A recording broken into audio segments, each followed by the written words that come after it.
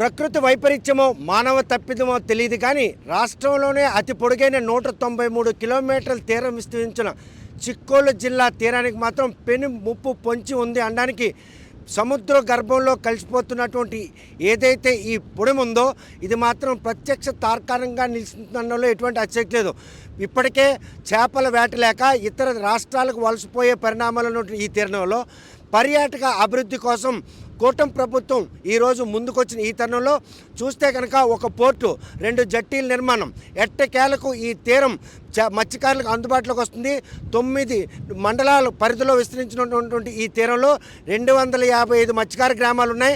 వేటే వారికి ప్రధాన వృత్తిగా జీవనం సాగిస్తున్న ఇటువంటి తరుణంలో ఏదైతే పర్యాటక అభివృద్ధి కోసం తీర్చిదిద్దాలని తీరంని తీర్చిదిద్దే చేస్తున్న ప్రయత్నంలో ఇలా తీరం కోతకు గురి కావడం చూస్తే కనుక అటు వంశధార, నాగావళి, బాహుదా, మహేంద్రతనయ ఈ 4 నదులు కూడాను సముద్ర గర్భంలో కలిసే సంగమ ప్రదేశాల్లో మాత్రం ఈరోజు సముద్రంలోకి కడల్లోకి మొత్తం ఈ పొడమంతా కూడాను అంటే కరిగిపోయే పరిస్థితి ఉంది. ప్రస్తుతం మాత్రం నాగావళి నది ఏదైతే అవతల పాత తిబ్బలపాలెం అదేవిధంగా గనగలవాడిపేట మధ్యలో ఉన్నటువంటి నది సంగమంలో కలిసిన ప్రదేశం సుమారు మనం కుడిసై వైపు చూస్తే కనుక సుమారు 4 కిలోమీటర్ల ఆ దూరంలో ఉన్నటువంటి ఏదైతే అవతల వైపు ఒడ్డు ఉందో అక్కడ సముద్ర గర్భంలో కలవాల్సింది. కాకపోతే ఏదైతే నది కలిసే సమీపంలో ఉన్నటువంటి ఏదైతే తీరానికి సమీప భూములు ఉన్నాయో అక్కడ ఆక్వా కల్చర్ ఆక్రమణదారుల కారణంగా ఈరోజు నది దిశ మారి ఇలా ఎడం వైపుకి వచ్చి మొత్తం ఏదైతే గనగలవనిపేటతో పాటు ఇప్పుడు అక్కడ నిర్మించినటువంటి రిసార్ట్స్ ఇదంతా కూడాను ప్రస్తుతం సముద్ర గర్భంలో కలిసిపోయిన కోతకు గురైనటువంటి ప్రదేశం. ఏదైతే ఆ రోజు దిశ మారిందో దిశ మారిన తర్వాత సముద్రంలో నీటి కలిసింది సముద్రానికి మధ్యన నది మధ్యలో ఉన్నటువంటి ఒక దీవిలా కూడా ఏర్పడింది. అంటే మానవ తప్పిదం కారణంగానే ఈరోజు నది దిశ మారింది అన్న పరిణామాలు మాత్రం మనకు స్పష్టంగా కనిపిస్తున్నాయి. ప్రస్తుతం ఈ పరిణామాలు మాత్రం సముద్రం ఒడ్డున ఉన్న మత్స్యకారులు అందరూ కూడా ఎక్కడ గ్రామాలు ఈరోజు సముద్రంలో కలిసిపోతే అనే భయం మాత్రం వారిని వెంటాడుతుంది. ఇటువంటి ప్రకృతి వైపరీత్యాల కారణంగా ఏర్పడినటువంటి ఈ పరిణామాలు తీర ప్రాంతంలో మత్స్యకారులకు మాత్రం ఒక గడ్డు రోజులని చెప్పుకోవచ్చు. సుమారు 100 వరకు మత్స్యకార గ్రామాలు 5 కిలోమీటర్లలోనూ అదేవిధంగా కేవలం కిలోమీటర్ దూరంలో ఉన్నటువంటి ఒక 20 మత్స్యకార గ్రామాలు ఉన్నాయి. ఏవైతే వేటకు అనువైన ప్రదేశాలు ఉన్నాయో ఆ ప్రదేశాలన్నీ కూడా ఈరోజు సముద్ర గల్పంలో కలిసిపోయి మనం చూస్తున్న ఆ రిసార్ట్స్ పక్కన ఉన్నటువంటి పడవలు ఏవైతే ఉన్నాయో అక్కడ చేపలకు వేటకు అనువైనటువంటి ప్రదేశం ఉండేది.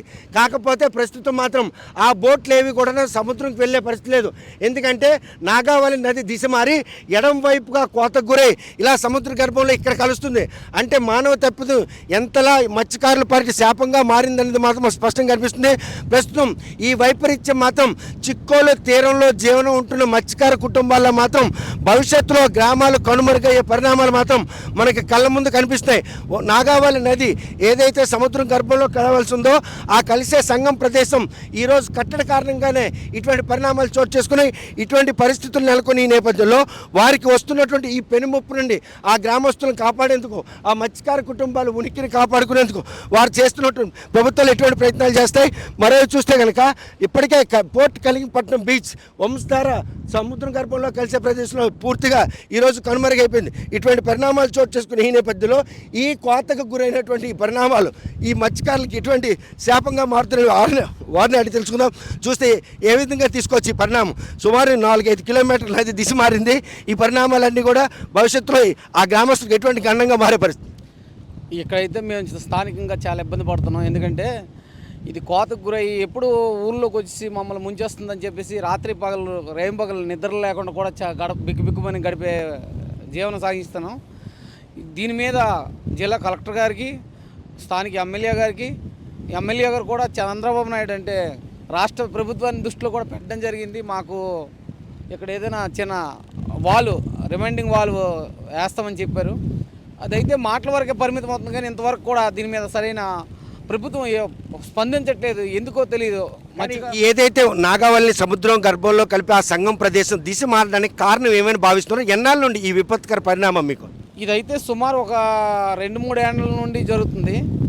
అంతకు ముందైతే లేదు. ఎందుకంటే ఈ ఆక్వా కల్చర్ వచ్చిన తర్వాత అవతల పాత దెబ్బలపాలెం ఆనుకొని ఉన్న రైల్ కల్చర్ అంటే వనామీ చెరువులు చేసి అక్కడ రాళ్ళు దినులుగా వేసి అటువైపు వాటర్ అంటే ప్రోట్ లేకుండా చేసుకొని ఆ వాటర్ని ఇటు మళ్లించడం వల్ల ఇది కోతకు గురై మా గ్రామాల మీద పడిపోయింది. ఇప్పుడు కూడా ఏ రోజు ఎలా ఉంటుందో తెలియదు. ప్రస్తుతం కొంచెం నీటికే ఇంత ఇంత దీనిగా కోతకు గురై వెళ్ళిపోయిందంటే ఇంకా కొంచెం వాటర్ కానీ ఎక్కువ వచ్చిందంటే గ్రామాల్లోకి వచ్చేసి మత్స్యకారుల తాలూకు జీవనశైలి ఎలా ఉంటుందో అసలు ఊహించడానికి అలవి కానటువంటి పరిస్థితిలో ఉన్నాం. అంటే సముద్రానికి మీకున్నటువంటి సత్సంబంధాలు తెగిపోవడానికి నది దిశ మారడం ఒక ప్రధాన కారణం చెప్పుకోవచ్చా? మనం ఇప్పుడు ప్రజెంట్ మాట్లాడుకోవాల్సింది అయితే అదే. ఎందుకంటే ఆ సత్సంగాలు మాకు ఈ వేటలకు వెళ్లకుండా ఈ నది ముఖదూరం ఎప్పుడైతే మారిపోయిందో ఇదంతా మొత్తం కలుషితమైనట్లుగా ఒక భయంకరమైన వాతావరణం అయిపోయి వేటలకు వెళ్లకుండా ప్రతి మత్స్యకారుడు కూడా నానా రకాలైన ఇబ్బందులు పడుతున్నారు. అలా అని చెప్పి ప్రభుత్వం కూడా ఈ మత్స్యకారులని దృష్టిలో పెట్టుకొని ఏదో రిమైండింగ్ వాల్ లాంటిది కానీ లేదంటే చిన్న మినీ పోర్ట్ లాంటిది కానీ తక్షణమే స్పందించి ఏదో ఒకటి చేసి మత్స్యకారులను ఆదుకుంటారని కోరుకుంటాం. చూస్తే కనుక ఆ నది దిశ మారడం కారణంగా అక్కడ ఆ దీవి అలాగే ఏర్పడింది. ఆ దీవి కనుక అలాగే ఏర్పడిన కారణంగా మత్స్యకారులు ఎవరు కూడా వేటకు వెళ్ళే ఒక మార్గం కూడా లేకుండా పోయింది. అస్సలు లేదు సార్. ఎందుకంటే ఇక్కడ జూన్ జూలై అని అంటారు, మాకు జూలైలో బోట్లు విప్పుతారు చాలామంది. జూలైలో ఇప్పిన ఇక్కడ జరుగుతున్న సిచ్యువేషన్ ఏంటంటే ఈ గనగలపేట మెయిన్ ఈ నాగావళి నది ఈ దీని తాలూకా శాపం తాలూకా విముక్తి ఏంటో మాకు తెలియదు. కానీ మేమైతే ఎప్పుడు కూడా ఆగస్టు సెప్టెంబర్ అక్టోబర్ నెలల్లోనే వేటకి వెళ్ళడం కష్టం.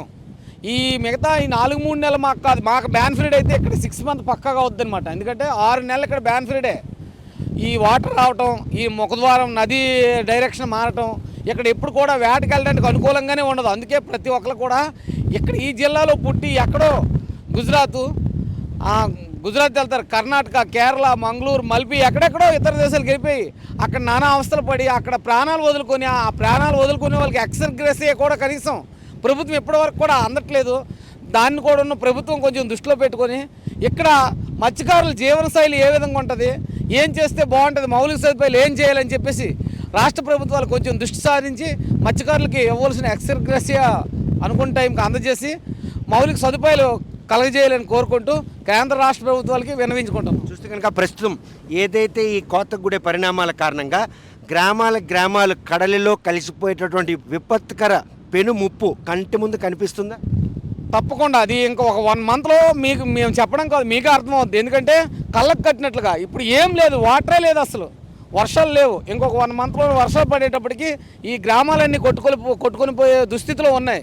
ఇప్పటి నుంచి కాదు, 2 సంవత్సరాల నుంచి ప్రభుత్వాలని విన్నవించుకుంటూనే ఉన్నాం. మాకు ఏదైనా దీనికి పరిష్కారం ఏదైనా చూపండి. శాశ్వత పరిష్కారం కాకపోయినా టెక్నికల్గా ఇప్పుడు ప్రజెంట్ ఏదో ఒక రూపంలో మాకు చిన్నది ఒక రాళ్ళు దీనిలో వేసినా సరే డైరెక్షన్ మార్చమని చెప్పేసి కలెక్టర్ గారికి చాలాసార్లు కలవడం జరిగింది. అలాగే ఎమ్మెల్యే గారికి చెప్పడం కూడా జరుగుతుంది. మా స్థానిక ఎంపీటీసీలు ఉన్నారు, వాళ్ళు కూడా వీళ్ళు కలుస్తున్నారు పాపం.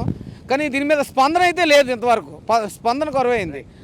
ప్రస్తుతం వస్తున్నటువంటి ఈ పెను ముప్పు నుండి తమను కాపాడాలని ప్రజాప్రతినిధులు అందరి దగ్గర మొరపెట్టుకున్నా కూడా ఇప్పటికీ వారు స్పందించకపోవడంతో 3 ఏళ్ల క్రితం వరకు గనగలవానిపేట మత్స్యకారులందరూ కూడాను అంగట్లో ఉన్నటువంటి సముద్రంలో చేపల వేటకి వెళ్ళి జీవనం సాగించే పరిణామాలకు మాత్రం నాగావళి నది సముద్ర సంగంలో కలిసిన ప్రదేశంలో కుడివైపున ఉన్నటువంటి ఏదైతే ఆక్వాకల్చర్ ఉందో వారి ఆక్రమణ కాలంగా నది దిశ మారే విధంగా రాళ్లతో కట్టడి చేశారో ఆ దిశ మారిన నేపథ్యమే ఈరోజు మాత్రం ఎడమవైపు నది పూర్తిగా కోతకు గురైంది. ఒడ్డు కోతకు గురవడంతో పాటు వారు ఎక్కడైతే చేపల వేటకు వెళ్లేందుకు అనువైన ప్రదేశం ఉందో ఆ ప్రదేశం మొత్తం సముద్ర గర్భంలో కలిసిపోవడం, మరోవైపు ఆ నది ప్రవాహానికి సముద్రానికి మధ్యన ఉన్నట్టు ఒక ఇసుక తెన్ని దీవి ఏర్పడి ఈ పరిణామాలన్నీ కూడా భవిష్యత్తులో ఇప్పటికీ పెద్దగా వర్షాలు లేవు, నదిలో నీటి ప్రవాహం కూడా చాలా తక్కువ ఉంది. రానున్నది వర్షాకాలం కారణంతో నదికి కనుక భారీగా వరదొచ్చినట్టయితే మాత్రం పూర్తిగా ఈ గ్రామాలన్నీ కూడాను సముద్రం గర్భంలో కలిసిపోయే పరిణామాలని ఇప్పటికైనా కేంద్ర రాష్ట్ర ప్రభుత్వాలు కళ్ళు తెరిచి ఈ మత్స్యకారులకు పొంచి ఉన్నటువంటి పెనుముప్పు బారి నుండి కాపాడాలి. కనీసం రాళ్ళ జట్టీలను ఏర్పాటు చేసి వాటి గ్రాయిన్స్ రూపంలో ఆ నదీ ప్రవాహాన్ని మాత్రం యథేచ్ఛగా కనుక మలిచినట్టయితే కనీసం గ్రామాలన్నీ ఉంటాయి. లేకపోతే మాత్రం గ్రామాలన్నీ కూడాను సముద్రం గర్భంలో కలిసిపోయే పరిస్థితుల నేపథ్యంలో వారికి వచ్చినటువంటి పెనుముప్పును మాత్రం మాత్రం ఎట్టి పరిస్థితుల్లో కూడాను వారిని కాపాడాలని చెప్పేసి వారు అంటే ప్రాధాయపడుతున్నారు. మరి ఆ దిశగా రాష్ట్ర ప్రభుత్వం కానీ జిల్లా యంత్రాంగం కానీ ఏదైతే నదీ సంగం ప్రదేశంలో ఉన్న మత్స్యకారులకు పొంచి ఉన్న ఈ ప్రమాదం నుండి కాపాడతారా, లేదా వారు సముద్రం గర్భంలో కలిసిపోయిన తర్వాత కళ్ళుండి గుడ్డివారిలా వ్యవహరిస్తారా అన్న విషయం వేచి చూడాల్సిందే. పెద్ద గనగలవనిపేట తీరం నుండి వీడియో జర్నలిస్ట్ రామకృష్ణతో సత్యం, RTV శ్రీకాకుళం. ఇండియా పాకిస్తాన్ తాజా అప్డేట్స్ కోసం డౌన్లోడ్ చేసుకోండి RTV లైవ్ యాప్.